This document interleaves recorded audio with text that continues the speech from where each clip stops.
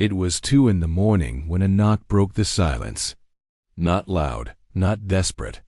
Just enough to wake a man whose only job in life was to protect the little girl asleep down the hall. He opened the door expecting trouble, or at least an explanation. But what he found instead was a soaked woman with tired eyes and a name he hadn't heard in over 2 decades. She wasn't just a stranger. She was a memory. A buried echo from a time before heartbreak, before divorce, before single fatherhood. And what began as a simple act of kindness, a door opened in the middle of the night, turned into a homecoming neither of them saw coming. If you've ever wondered whether it's possible to rewrite your life starting with just one choice, this story will show you the quiet power of second chances and why sometimes the love you're searching for is the one that simply feels familiar. It was 2 a.m., the kind of hour when the world forgets to be loud, when most doors are locked, and the only sound is the whisper of rain brushing against rooftops. And yet, at that exact moment, someone was knocking. Not banging, not frantically, just a gentle, steady rhythm on a wooden door. The kind of knock that wasn't urgent, but somehow carried the weight of needing to be answered. Caleb Foster, 35 years old, single father to an 8-year-old girl, had just finished his nightly ritual checking windows, adjusting the thermostat, and peeking in on Ava to make sure her blankets hadn't fallen to the floor. He wasn't expecting anything, certainly not a visitor, and definitely not one in the middle of the night. But when you're the only adult in a quiet house with a child asleep down the hallway, everything feels heavier. Every knock sounds louder. Every decision feels like it matters more. Caleb didn't panic. He wasn't the panicking type. But years of solo parenting had taught him that caution was a form of love. He approached the front door with deliberate steps, barefoot, jaw clenched, and looked through the peephole. There, illuminated by the soft glow of the porch light and the silver sheen of a light October drizzle, stood a woman. She was soaked, her dark hair matted slightly to her face, and wearing a thin, pale dress far too light for the Christmas of fall. Her arms were crossed tight around herself, not just from the cold, but as if bracing against more than weather. She looked young, early 30s maybe, and yet her eyes held something far older. Exhaustion, perhaps, or sorrow. Or both. Caleb hesitated, because that's what responsible people do when they have a child sleeping nearby and a stranger at the door. But there was something in her posture, something not demanding, not dangerous, just exposed. He unlocked the deadbolt. She didn't step in immediately. She apologized first. "I'm sorry to bother you so late," she said, her voice soft but clear, the kind that lands gently on the air but still finds its way in. "My name's Mara. My car broke down a few blocks away. Phone's dead." I wasn't sure who else to ask. Caleb studied her closely, not her beauty, though she had that quiet, unpolished kind that comes from someone too busy surviving to worry about appearances, but her honesty. She didn't try to oversell her story. She didn't smile too wide or fake composure. She looked like someone standing on the edge of something, just needing a safe place to rest her feet for a moment. He stepped aside. "Come in," he said. Not because it was easy, but because it felt right. She stepped inside, and as the door closed behind her, the silence between them softened. Caleb offered her a towel, which she took gratefully. "Caleb Foster," he said, breaking the moment. Can I get you something hot? Coffee? Tea? She smiled, grateful but distant. Coffee would be amazing. She sat down on the edge of his couch, careful, like someone used to not taking up space. He moved to the kitchen, watching her out of the corner of his eye. She didn't fidget, didn't pull out a phone or ask questions. She just sat there, present but quiet. He returned with 2 mugs and sat opposite her. You said Mara, right? Do you live nearby? She paused. I used to, a long time ago. We lived on Birch Avenue until I was 12. Then my dad took a job in Colorado. Caleb's brow furrowed. Birch Avenue? I grew up a few blocks from there on Juniper Street. She stared at him for a second, then a slow recognition spread across her face. Wait, Caleb? Caleb Foster? You had the tire swing and that rickety old tree house? The memory hit him like warmth after cold. Mara Linton? You had the beagle that used to chase me on my bike? They both laughed, the kind of laugh that doesn't come from humor, but from surprise, like 2 puzzle pieces realizing they once belonged together. The years between them melted. The familiarity came rushing in, not just from names and places, but from something deeper. Childhood memories don't age the same way we do. They linger in pockets of the heart untouched by time. They talked about summers running barefoot down sidewalks, about lemonade stands that never made money, about promises scribbled in crayon to stay best friends forever. I remember the day you moved away, Caleb said softly. I didn't cry until after you left. I cried the whole drive to Denver, Mara replied. And then I just stopped writing. I don't know why. It felt like once I missed the first letter, I couldn't fix it. The quiet returned, not uncomfortable, but reflective. Caleb watched her sip her coffee and asked gently, Is that really why you're here tonight? Because of a broken car? Mara looked down at her mug, then back at him. Her eyes shimmered. No, she whispered. I drove past your house 3 times tonight. I remembered your family lived on Juniper. When I saw 408 and that porch light, still looking the same, I stopped. Her voice cracked. My car's fine. I'm not. Mara's confession hung in the air like the fog outside, dense, silent, and impossible to ignore. Caleb didn't flinch. He didn't look away. He just nodded slightly, acknowledging her honesty the way a true friend does, not with shock, but with understanding. You're not the first person to park outside this house wondering if it still remembers them, he said quietly, almost to himself. And I don't just mean the building. Mara gave a soft smile, the kind that means thank you without saying it. She wasn't embarrassed, not anymore. Her shoulders relaxed a little, her grip on the coffee mug loosened, and for the first time since she stepped into his house, her eyes stopped darting around like they were looking for an exit. I left Denver 2 days ago, she said. Signed the final papers, emptied the apartment. I was supposed to be driving to my sister's place in Nashville, but I never made it past the state line. Something in me kept pulling toward this place, like my feet remembered something before. My head did. She paused, then added, I didn't plan to end up here.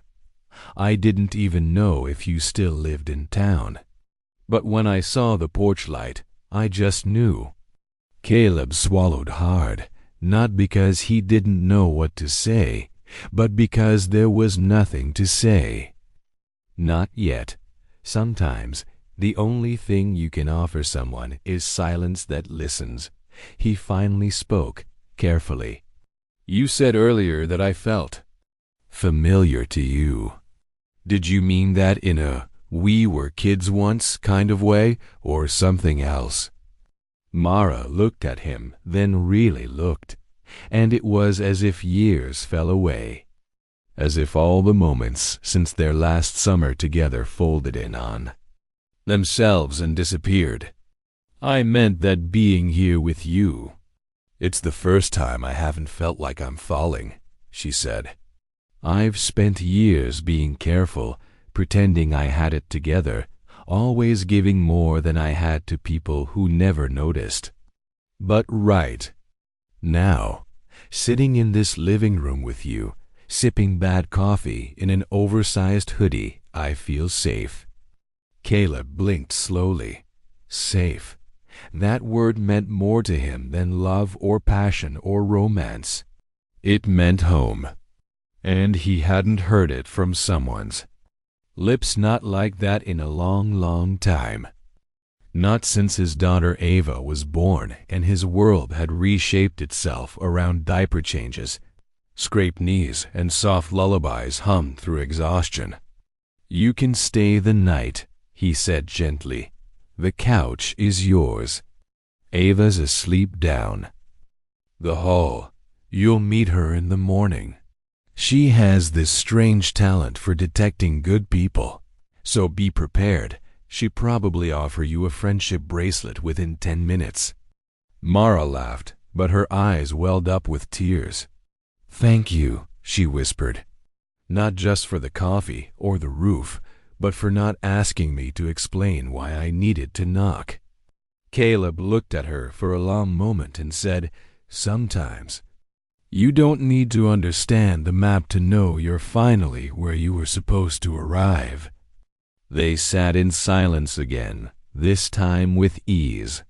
The kind of silence that people fall into when they don't need to impress each other.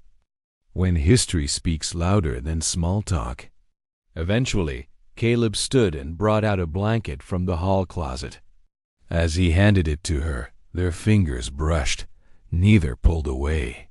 Mara looked up at him, her voice softer than before. You? No. When I was a kid, I always thought of you as my brave friend. The one who climbed the tallest trees and always stood up for the younger kids. I was just trying not to fall out of the treehouse, he grinned. You were the one with the actual courage. You told Jason Myers to shut up when he said girls couldn't build forts. She smiled. We were good kids, weren't we? We were the kind of kids who didn't know yet how complicated life would get, Caleb replied. But maybe that's the version of us we need to remember right now. He turned off the hallway light, leaving only the soft amber glow of the lamp on the side table. Good night, Mara, he said gently. Good night, Caleb, she replied. And as she pulled the blanket around her shoulders and lay back on the couch, she realized something she hadn't felt in years. The fear had stopped humming in her chest. For one night at least, she was held, not physically, but emotionally, spiritually. And it was enough. The morning came gently, the kind of soft gray dawn that seems to ask permission before touching the earth. Sunlight filtered through linen curtains in loose beams, spilling onto the floor like threads of quiet promise. Mara blinked awake on the couch, momentarily unsure where she was. The smell of coffee, the hum of a refrigerator, the subtle creak of footsteps above. This wasn't a hotel, or her sister's spare room, or the hollow stillness of the apartment she'd left behind. It was warm, lived in, real, and it took her a few seconds to remember. She'd knocked on a door last night, and someone had answered.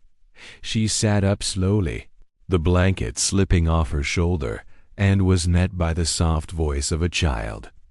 Hi, said a small girl, standing with one hand clutching a plush dinosaur and the other wrapped around a cereal bowl.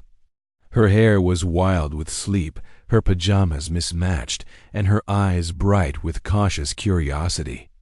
"I'm Ava. My dad says you're his old friend." Mara smiled instinctively. "Hi, Ava. I'm Mara. You have a really kind face." Ava tilted her head, considering.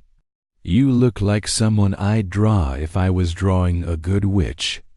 Caleb walked in at that moment, coffee mug in one hand, a sleepy smile on his face. "She means that as a compliment," he said. In her stories, the good witches always help people find their way back home. Mara looked down, unexpectedly moved. "Then I'll take it." Ava sat next to her on the couch and offered her a small plastic bracelet, 3 colors twisted together. A little loose, the beads mismatched. "You can have this," she said simply. "I only give them to people who need magic." Caleb raised an eyebrow. "She usually waits at least a week before giving someone one of those." "She needed it now," Ava said with a shrug, already sliding off the couch to chase her toy across the floor. Mara slipped the bracelet on, her throat tight with gratitude she didn't quite know how to voice. "She's amazing," she whispered. "She's you," Caleb said.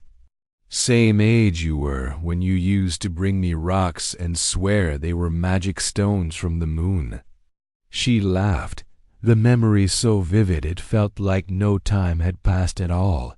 Later, that morning, the 3 of them sat at the kitchen table eating toast and scrambled eggs.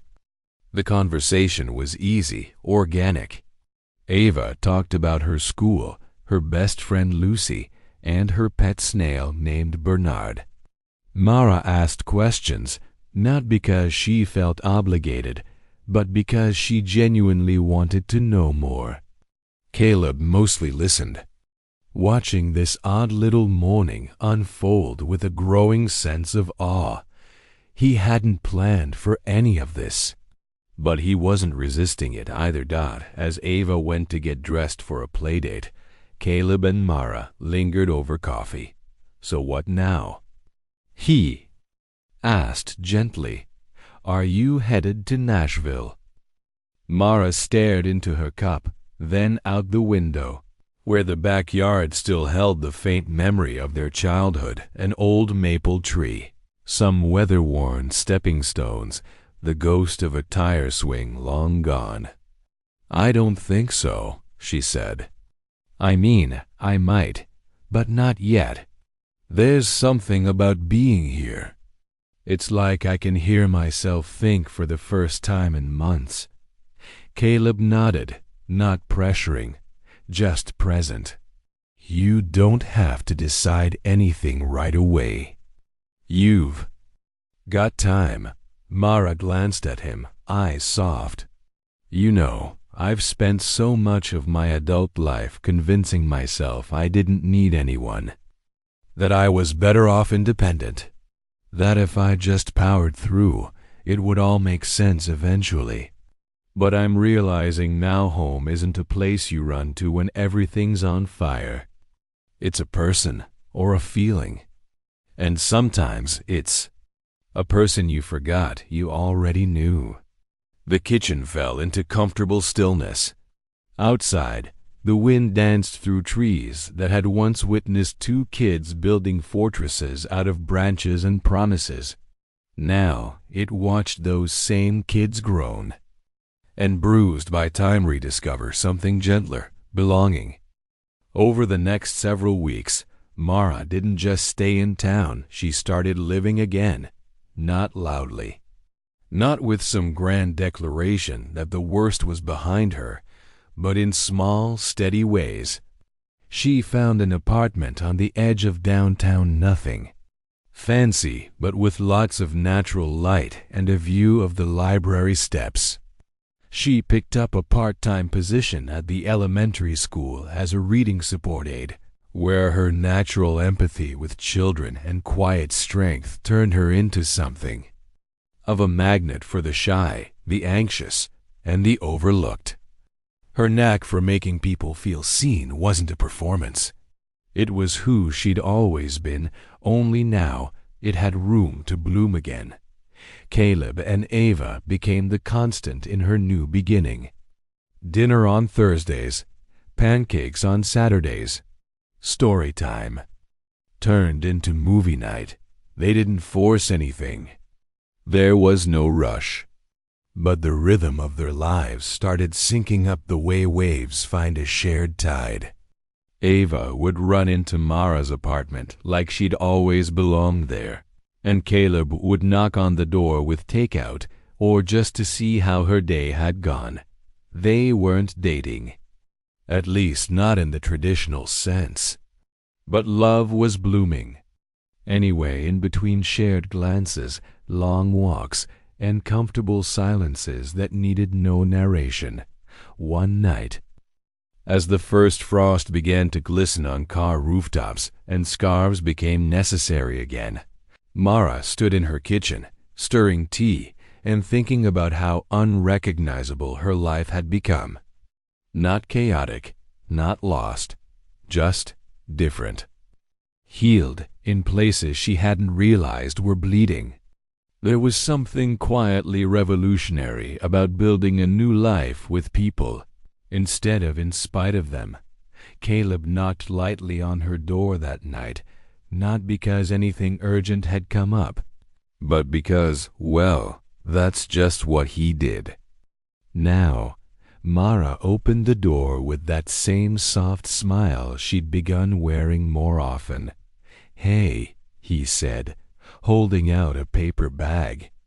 "Ava made you muffins. I supervised." She took the bag and smiled down at it. "Tell her she's a genius." Then she looked up at him.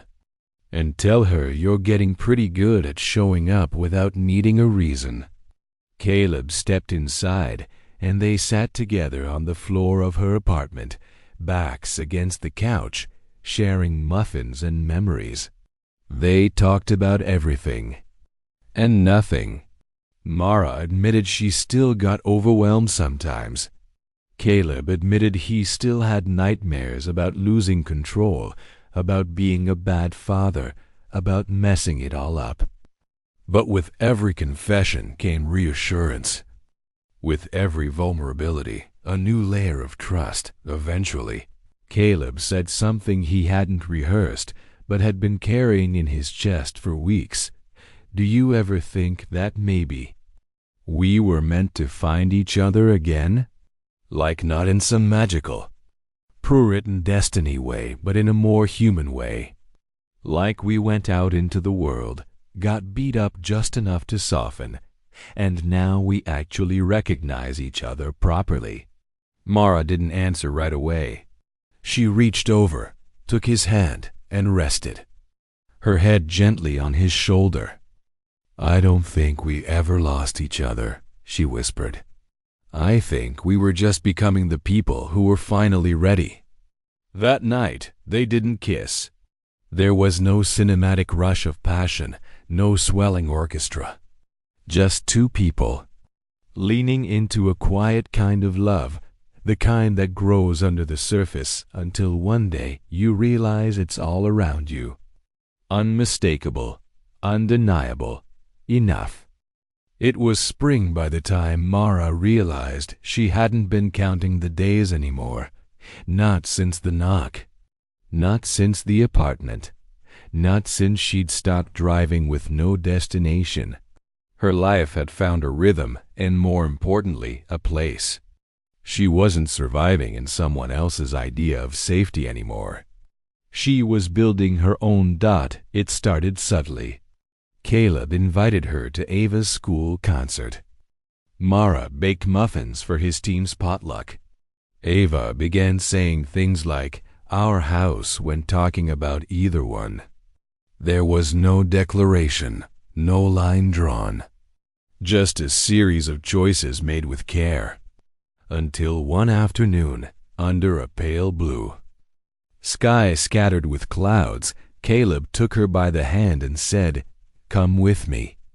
He led her to his backyard, the same one where they'd played tag as kids, dared each other to jump from the tire swing, planned ridiculous adventures with sticks and sidewalk chalk.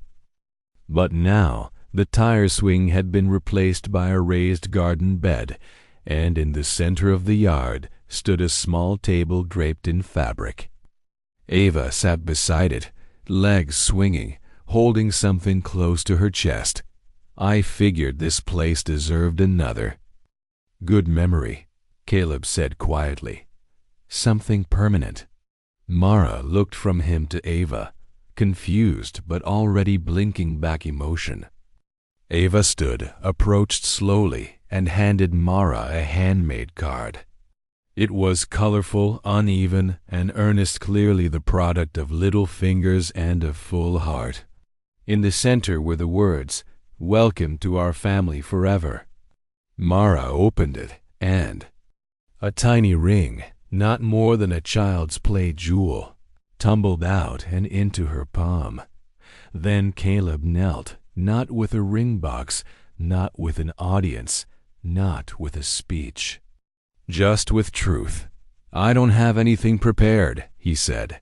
"No promises of perfection. Just this: I've loved you since before I knew how to say it.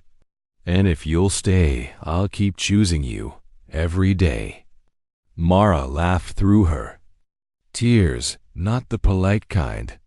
The real kind, the kind that carries relief, surprise, and joy all at once. She nodded before she even found the words. "Yes," she said, finally. 1,000 times yes. Ava squealed, clapping and spinning, her bare feet stomping across the grass. The three of them stood there, huddled in a quiet kind of celebration, wrapped in something stronger than certainty, belonging. Later that night, when the guests had left and the dishes were done, Mara sat alone on the porch, the light above her flickering gently like it had that first night. She thought back to that version of herself, the woman in the thin dress, standing in the dark, clutching fear and hope in equal measure. She had no idea that by knocking on a door, she was opening her own. Caleb joined her in silence. They sat, not needing words, just the comfort of shared air. Eventually, she spoke. "You know, I used to think love was something that would sweep in and rescue me. Big gestures, perfect timing, like lightning." Caleb smiled. "And now? Now I know love is the porch light that never goes out. It's the knock that gets answered. The hand that reaches back without hesitation." She looked at him. "It's you." He kissed her hand. "And you."